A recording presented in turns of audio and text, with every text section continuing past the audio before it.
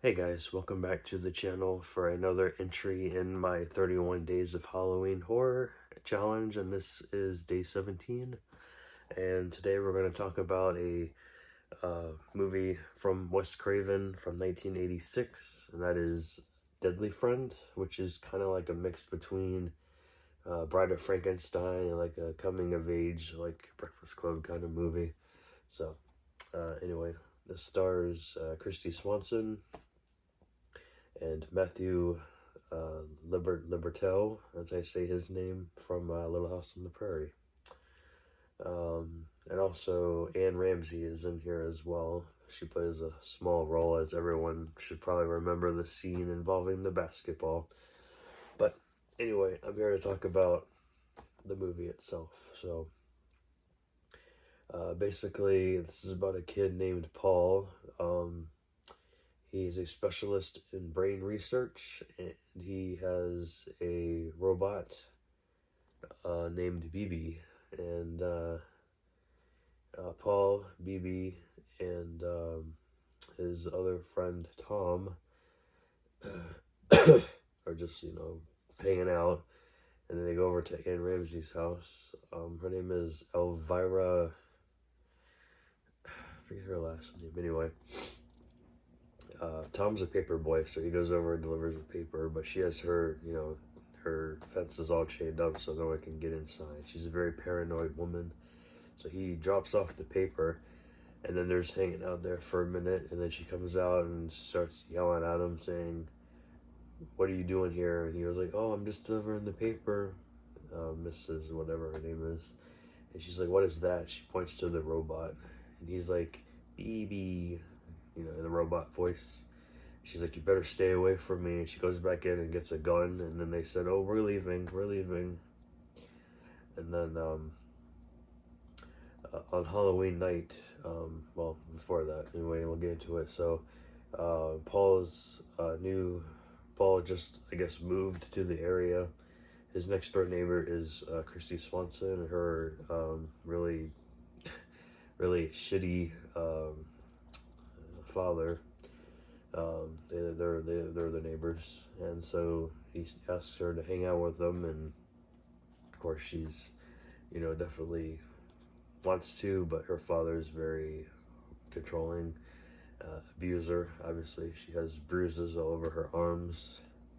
So when you find out later, something awful happens to her character, but I'm not gonna spoil it for you guys. Well, I probably should. It's what happens in the movie. So anyway, they're all hanging out on Halloween night, and then they go over to break into Anne Ramsey's house because she stole their basketball when they were playing basketball a couple of days before, because it went into her yard. Instead of giving it back, she put it in her house. So um, yeah, so BB knows how to break to know codes. There's a padlock on it, so he knew the code, so he broke in. And then the alarm went off when she walked up the steps to go inside to get the basketball. And then she hears all the commotions. So Anne Ramsey's character comes to the door. And all the humans hide, but the robot is there. He wants to get revenge on her for threatening him with a gun. And of course, she blows the robot into pieces. Paul is devastated. But he takes all the parts back with him.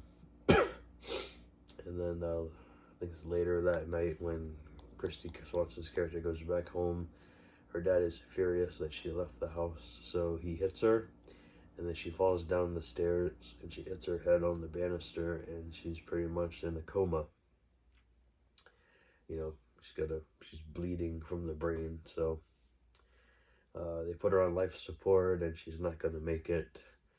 So what does Paul do? He he and Tom go to the local hospital to try to help save her. They end up taking her body because they just pulled the plug on her. So they take her body back to back to Paul's house. He inputs one of the chips from BB's computer system into her brain, and then he basically turns her into a walking zombie, like compute like robot type person. So it's kind of like Bride of Frankenstein, if you will. And then all hell breaks loose after that, and I won't get into the ending, but really, really interesting movie. Definitely one of my favorite cheesy sci-fi horror-esque type movies. Wes Craven did a really good job with this. I was watching the special features a little bit earlier today. The interview with Christy Swanson talking about how she loved Wes Craven and working with him and everything. She got a little teary-eyed about it. But yeah. What else am I going to talk here? Okay, so the movie's about 90 minutes, a little bit more. The music probably sounds the same as Nightmare on Elm Street, the first film, because it's the same composer, Charles Bernstein. So yeah, this particular release is from Scream Factory. You get a 2K scan of the interpositive, interviews with Christy Swanson and the writer Bruce Joel Rubin, the composer Charles Bernstein, and special makeup effects artist Lance Anderson. And then you also get the trailer, of course. Now, the artwork, the reversible artwork is the same as this, and I already reversed it, so this is like the original poster of the VHS, I think. And then the actual disc itself is just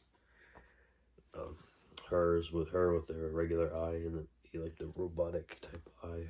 So sorry, I'm still under the weather, guys, but I'll be okay. So you can get this on any like, you know, you can get it on Scream Factory's website. I think they had it on their sale recently for Shocktober. You can get it on Amazon. You can get it any other, like, I think Diabolic DVD has it. Deep Discount, whatever. You won't find it in stores though. So, all right, guys. Hope you enjoyed this. It was a little longer than normal, but I actually really enjoyed this film, so I wanted to talk about it a little bit more. But I'll see you guys tomorrow. Take care. Bye.